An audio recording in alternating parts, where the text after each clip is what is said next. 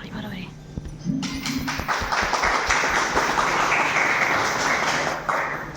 Afternoon to all. आज ये जो वेलकम सेरेमनी आप सेलिब्रेशन करुचे यही सेरेमनी पर सुदूर भुवनेश्वर डॉक्टर मणिलाल गुप्ता सर अनुरोध रक्षा करी आसी पहुंची तेणु से बहुमूल्य समय जे छुट्टी ना पड़ी ऑफिस सार विषय तो मुझे बेसी जे ओडिशा से जड़े सुनामधन्य व्यक्ति हिसाब से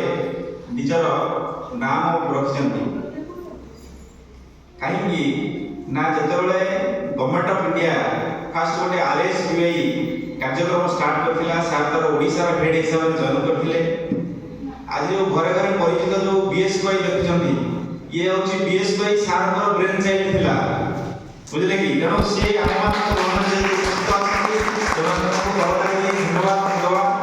जो BSY रे कोटी कोटी लोक ओडिशा उपकृत होउछंती सेटा सार निजर ब्रेन चाइल्ड थिला गोटे 10 बाय 10 घरे सार संगे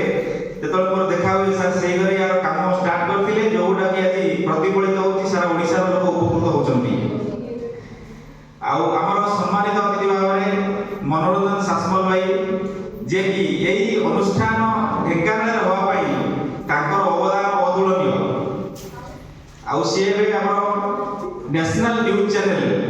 चाणक्यर ओडिशा हेड अछंती से ताकर भी बहुमूल्य समय हमको देइबार मो तांको धन्यवाद दउची। आउ एटी उपस्थित थिबा समस्त जो माने त्रिशा नर्सिंग सेंटर प्रथम वर्ष GNM छात्र छात्री को मु स्वागत करूची जे से माने आज आछंती तेणु जे सार भाषा